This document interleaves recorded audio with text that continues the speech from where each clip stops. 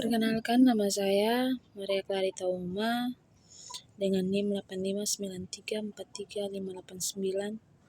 Saya akan membuat video ini untuk memenuhi tugas 3 saya, filsafat ilmu.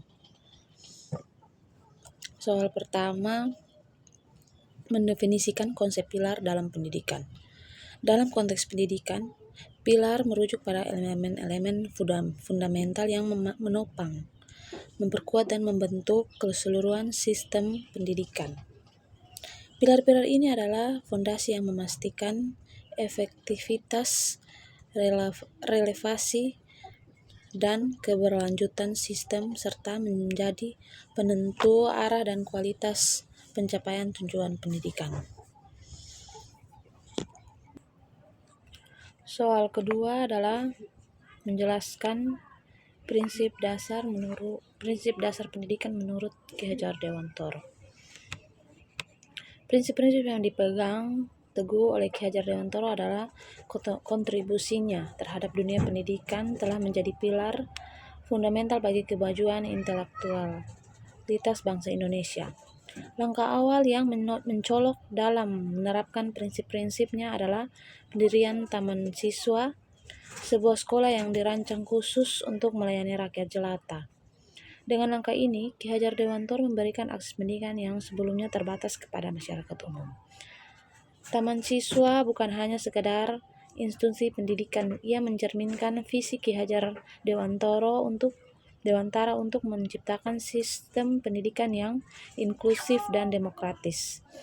Berikut prinsip-prinsip pendidikan dan pandangan pendidikan menurut Ki Hajar Dewantara adalah: yang pertama, pendidikan untuk semua. Yang dijunjung tinggi adalah aksesibilitas pendidikan untuk semua tanpa memandang status sosial atau ekonomi. Ini merupakan terobosan revolusioner pada masanya, di mana pendidikan seringkali hanya tersedia untuk kalangan tertentu. Dengan adanya prinsip ini, rakyat jelata mendapatkan haknya sebagai manusia untuk mengencam pendidikan yang layak dan turut andil dalam memajukan bangsa. Kedua, pendidikan yang berbasis budaya lokal. Pengenalan budaya lokal melalui pendidikan yang juga penting. Dengan adanya basis budaya, pelajar bisa lebih mengenal identitasnya sebagaimana bangsa Indonesia dan juga menerapkan seluruh ilmu yang ia dapat di sekolah dengan baik.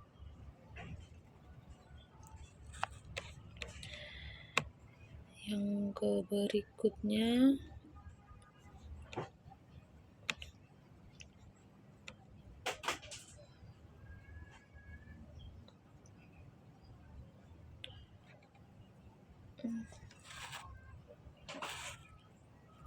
pendidikan untuk kemerdekaan dan kemandirian. Ki Hajar Dewantara melihat pendidikan sebagai sarana kemerdekaan bangsa, juga kemandirian bangsa.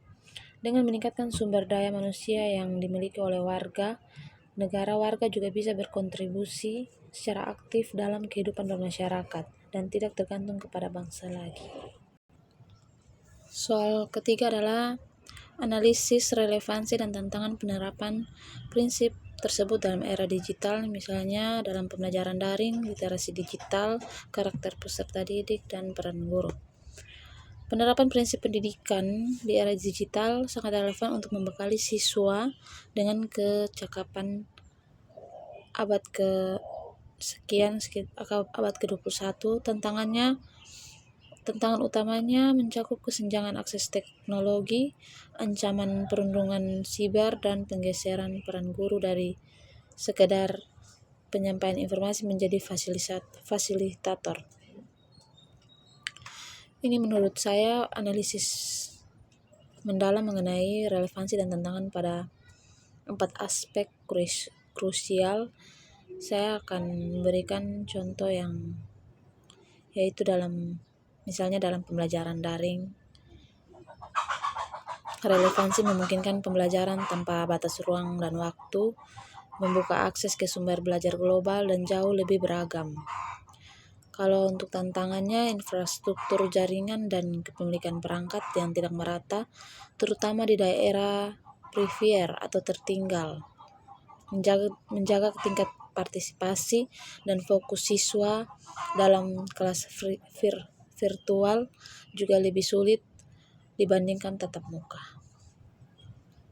Kita akan lanjutkan dengan soal yang keempat.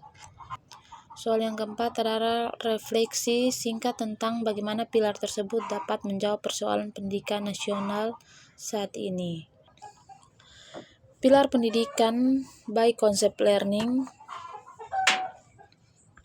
Pilar pendidikan baik konsep learning dari UNESCO maupun Terpusat Pendidikan dari Ki Hajar Dewantara menjadi fondasi krusial untuk menjawab persoalan pendidikan nasional saat ini, seperti krisis literasi, kesimpangan kualitas, dan degradasi moral.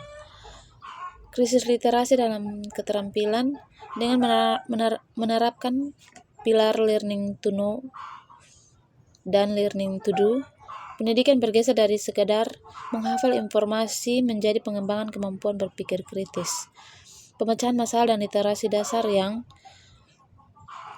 relevan dengan dinamika dunia digital saat ini. Yang kedua adalah solusi degradasi moral dan karakter. Pilar learning to be dan learning to live together menjawab tantangan intoleransi dan krisis moral. Ini memastikan siswa tidak hanya cerdas secara akademis, tapi juga memiliki empati, kemandirian, dan karakter inklusif yang kuat. Ketiga adalah mengatasi ketimpangan akses dan mutu pendidikan. Keluarga, sekolah, dan masyarakat harus bersinergi dan dapat dijawab melalui pilar masyarakat dan keluarga yang aktif mendukung proses belajar. Sinergi ini yang memastikan pendidikan inklusif tetap berjalan di seluruh pilar, di seluruh penjuru Nusantara, untuk bagaimana kerangka pilar ini secara teknik diintegrasikan ke dalam kebijakan operasional dan kurikulum saat ini. Itu adalah penjelasan singkat saya untuk materi di tugas 3 dan menjawab tugas dari tugas 3 tersebut. Sekian dan terima kasih untuk waktunya.